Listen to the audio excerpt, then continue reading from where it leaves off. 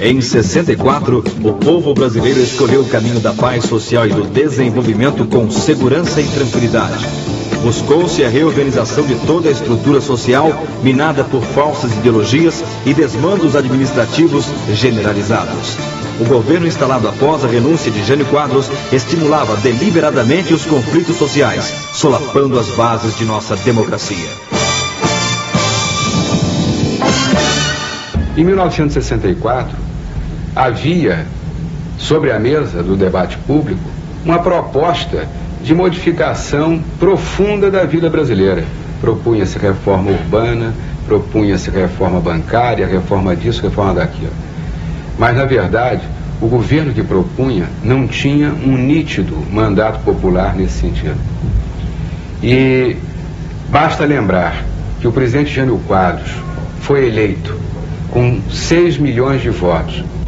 Com a sua renúncia, ascendeu um governo minoritário no Congresso e minoritário em termos populares, que se propôs fazer reformas que não correspondiam à manifestação anterior do eleitorado.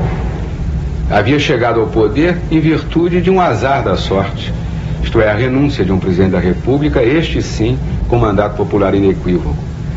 Daí as reações que surgiram, daí a impossibilidade prática de fazer em paz transformações que, se discutidas em clima de paz, de entendimento e, sobretudo, com os olhos voltados para o interesse público, poderiam ter resultado em alguma coisa. A demagogia e a corrupção tornavam impossíveis a construção do desenvolvimento nacional e levavam o país em direção ao caos e ao totalitarismo.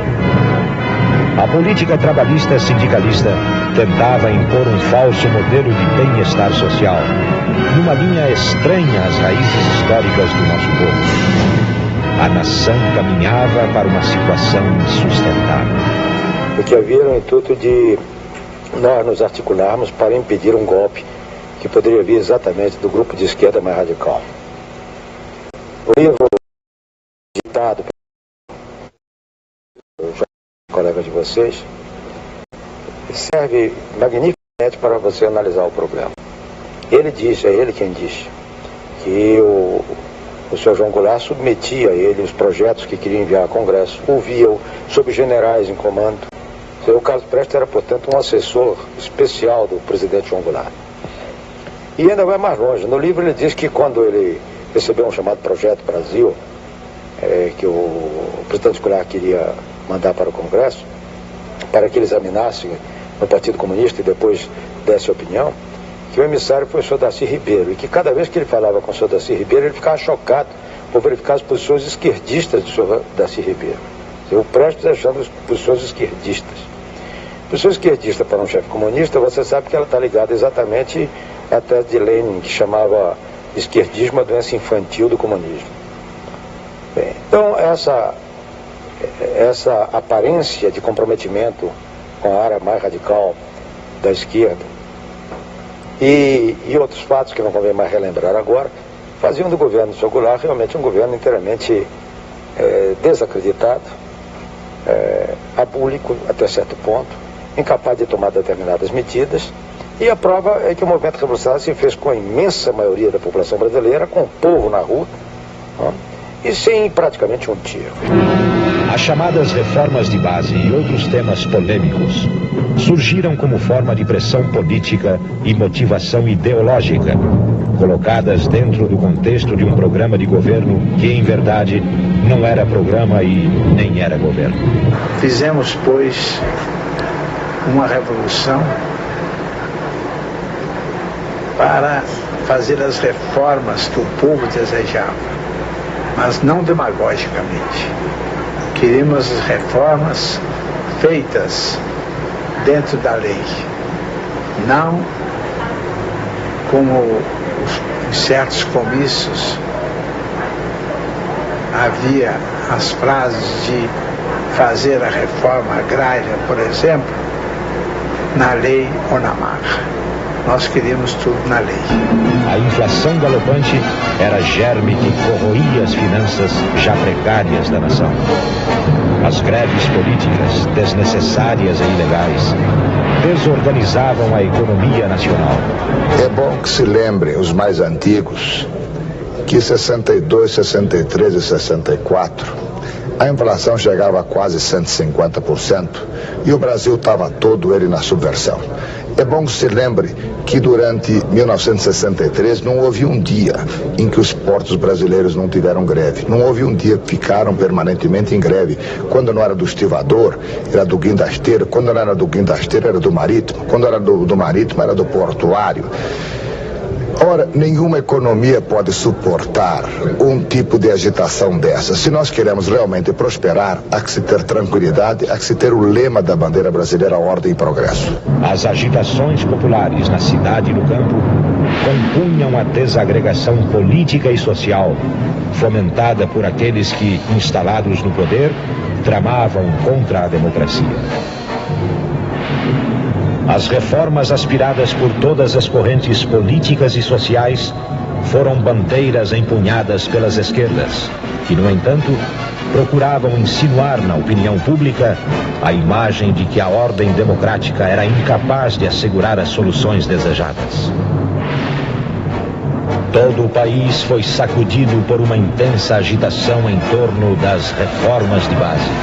Expressão frágil, sem conteúdo e totalmente imprecisa. O real objetivo era desmoralizar o regime democrático e arregimentar as esperanças populares. Enquanto isto, os graves problemas políticos, econômicos e sociais que se avolumavam continuavam insolúveis.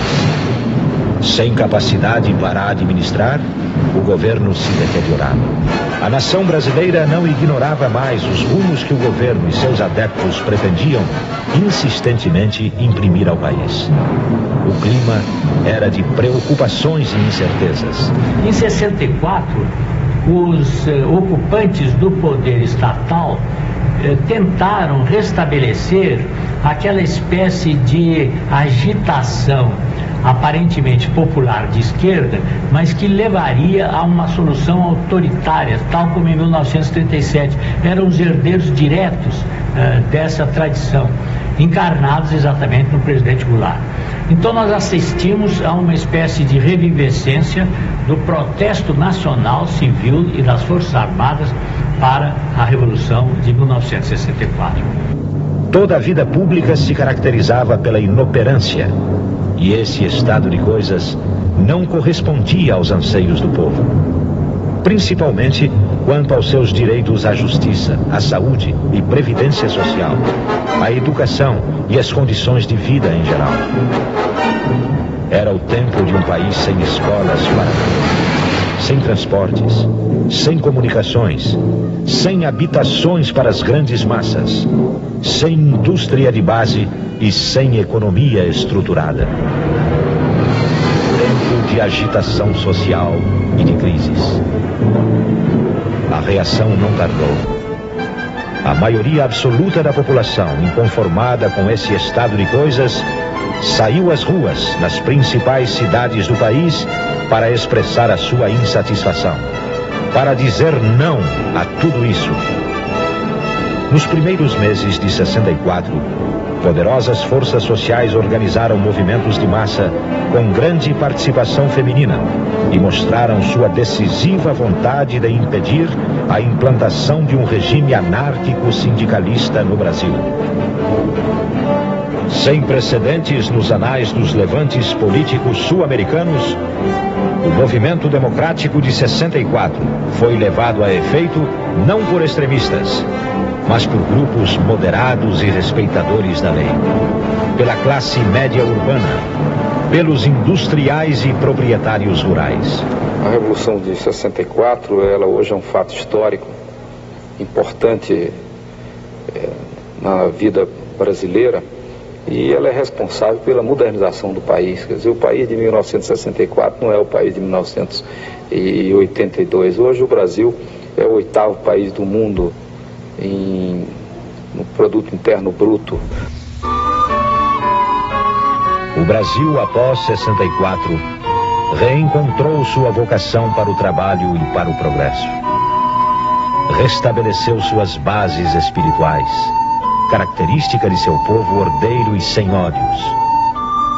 Reingressou, afinal, no tempo da confiança, do desenvolvimento e do bem-estar social.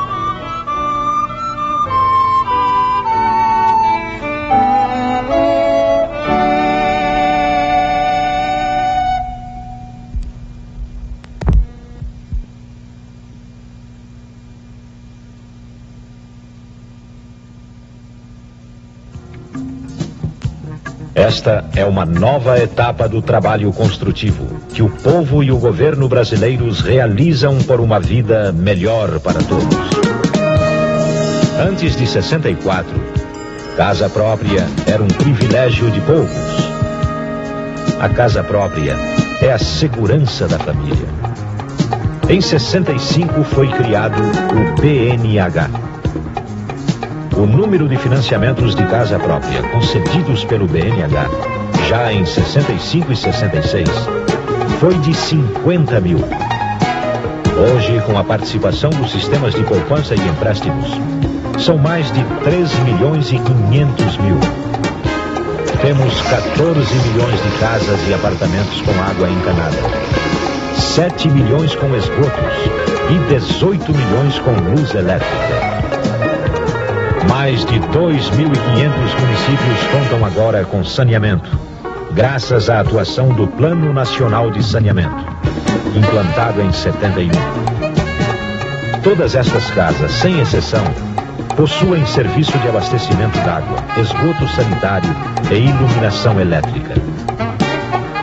Tudo isso veio dar melhores condições de vida a milhares de famílias brasileiras. É a democratização do bem-estar, com conforto e higiene. O compromisso principal do movimento revolucionário era salvar a democracia, e esse compromisso está sendo resgatado inegavelmente. Estamos aí com eleições, com liberdade de parlamento, com liberdade de imprensa, com as prerrogativas da magistratura, com direito à crítica, ao debate. Evidentemente que somos um país em desenvolvimento, que temos algumas deficiências, mas não passa pela cabeça de ninguém que não tenha uma parte PRI, que não estejamos vivendo um processo democrático pleno. A política energética em pleno desenvolvimento garante a utilização do nosso potencial hidrelétrico. O país se tornou autossuficiente em energia elétrica, possibilitando a utilização em escala crescente de bens de consumo duráveis, como refrigeradores, televisores, encenadeiras, liquidificadores, rádios, toca-discos, toca-fitas, aparelhos eletrodomésticos, incorporados definitivamente à vida diária do brasileiro de todas as camadas sociais. Para 26 milhões e 500 mil lares temos 20 milhões com rádios, 15 milhões com TVs e 13 milhões com geladeiras. Vem aumentando significativamente o número de máquinas de costura e fogões. São conquistas obtidas pelo trabalho de todos. De toda uma gente que se movimenta livremente em todas as direções de nosso território nacional.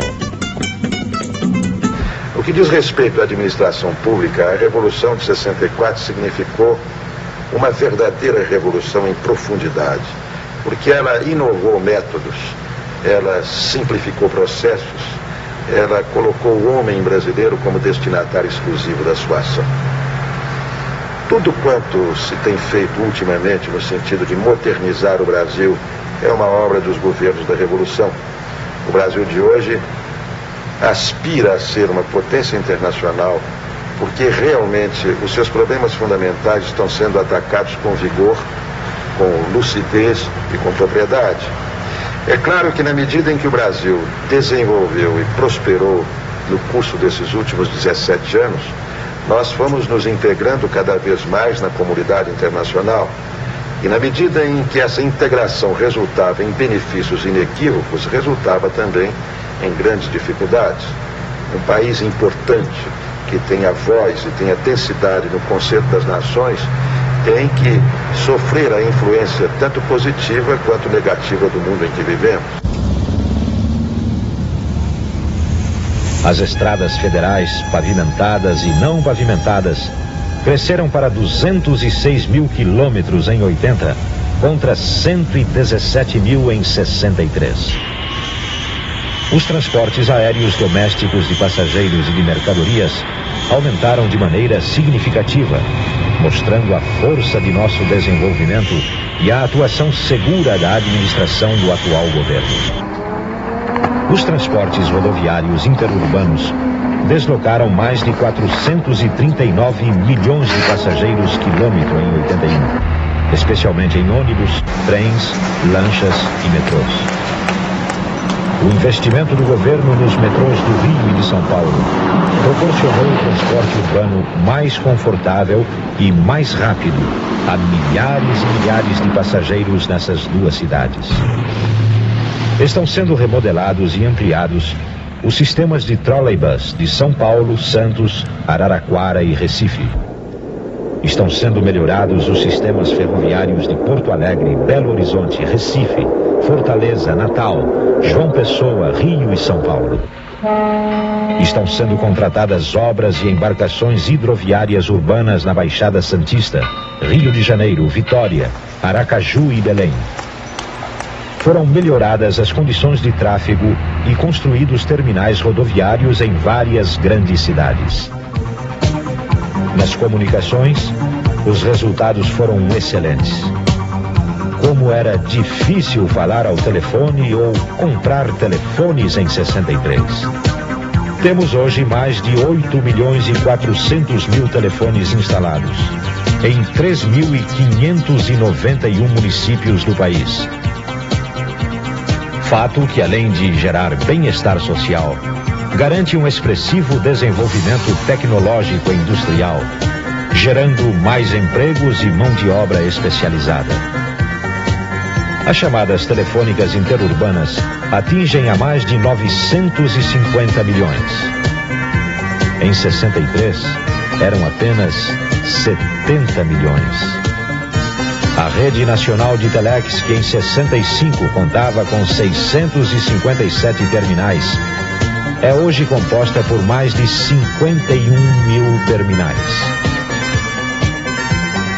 As localidades servidas por DVD, descagem direta à distância, somam hoje 1.267. Mais de 927 cidades brasileiras podem se comunicar com o exterior através do sistema de DDI, descagem direta internacional. Contamos hoje com mais de 7 mil unidades de atendimento postal, que fazem circular mais de 3 milhões e 400 mil vales postais, além de mais de 3 bilhões e 900 milhões de objetos postados.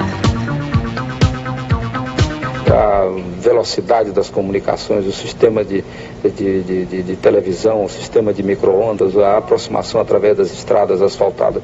Quem pensar no que era o Brasil de 64, sem estradas, sem comunicação, isolado nas suas regiões, enfim, e que também o tipo de administração que antigamente nós vivíamos e compararmos com o que existe hoje, é um outro país. Evidentemente que a juventude não pode vislumbrar isso, que a metade do país é um país de jovens, mas nós que tivemos a oportunidade numa só geração de fazer esse tipo de comparação, de ver o que era o Brasil de 64, que é o Brasil de hoje, nós verificamos o resultado grande, positivo e benéfico que teve a Revolução de 1964.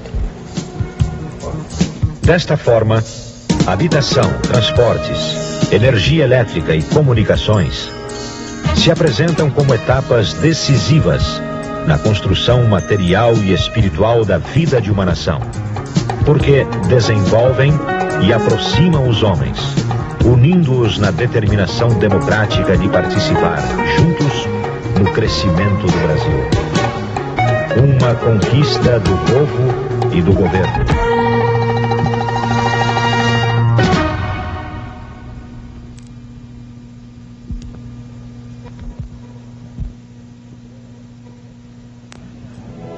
Antes de 64, mais da metade da população não sabia ler nem escrever.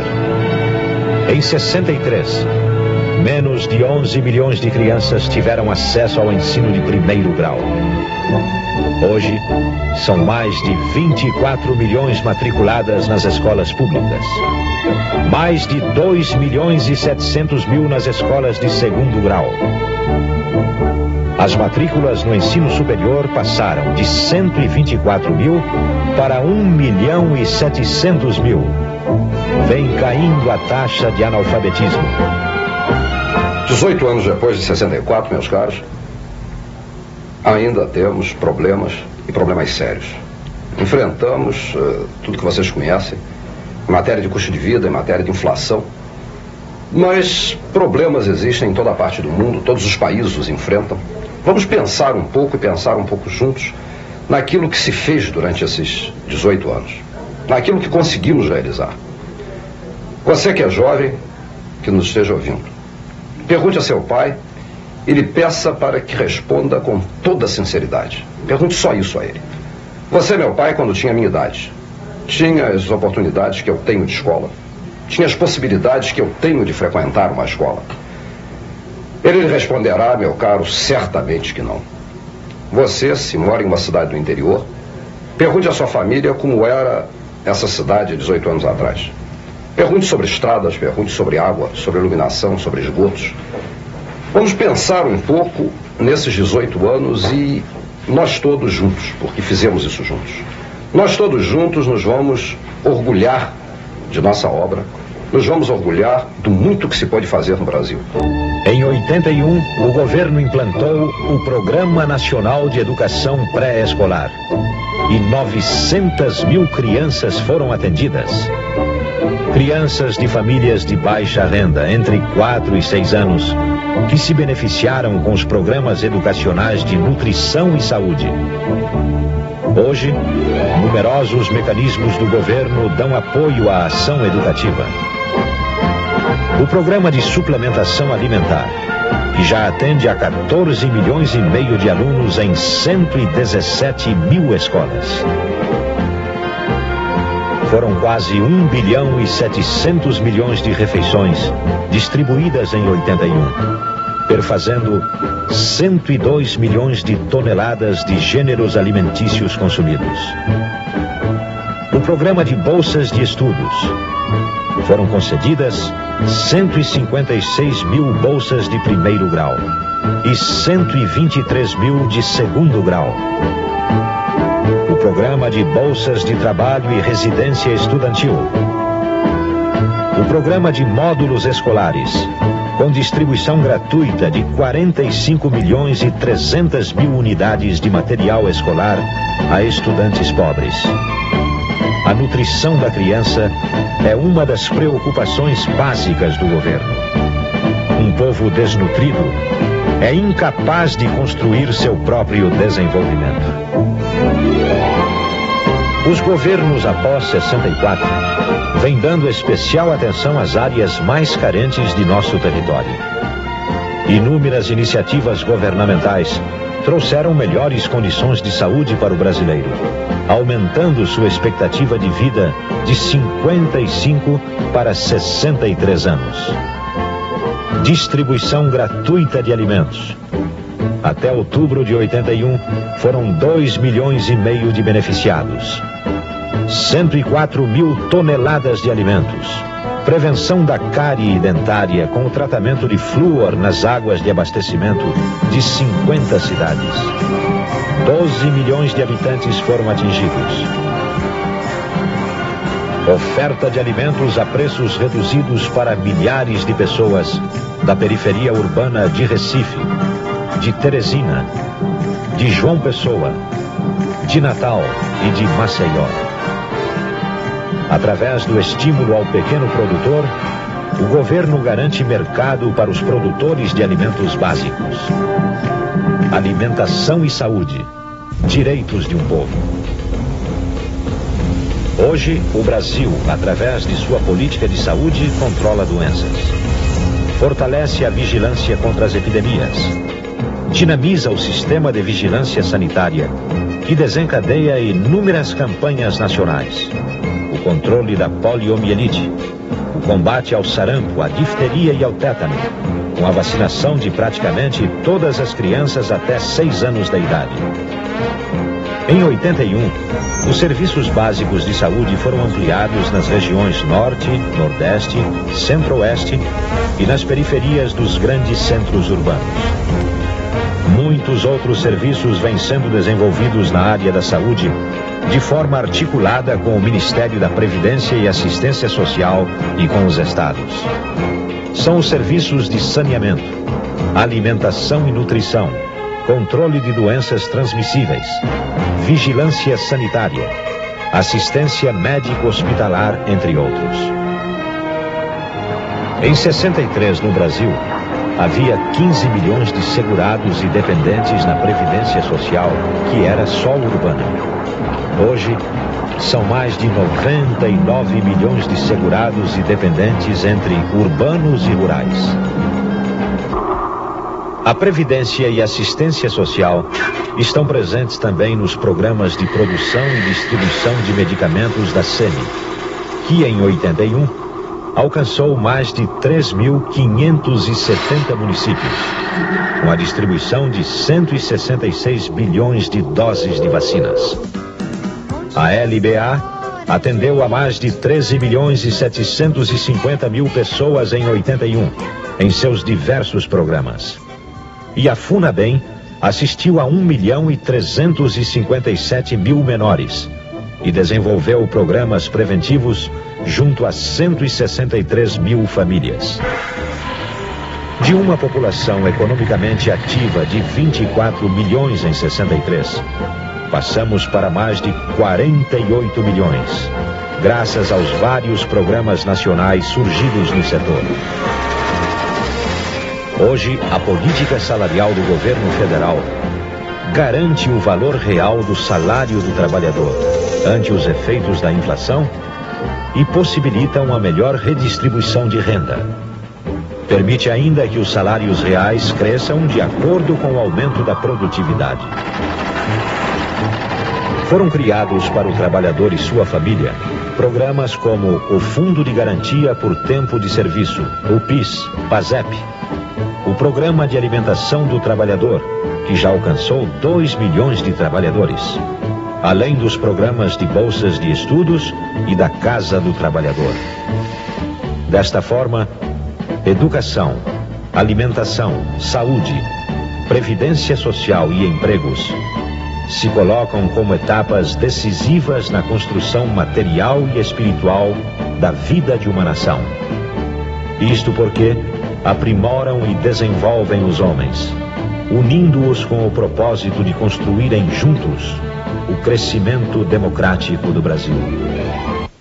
Jurei fazer deste país uma democracia.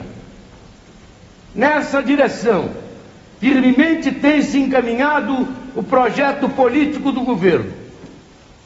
Os anistiados aí estão, embora muitos querendo fazer do futuro uma inaceitável repetição do passado. Os partidos políticos aí estão, embora empenhados, os oposicionistas, seguidamente, em articulações por uma ação comum contra o governo, a negar o princípio democrático que lhes inspirou a criação.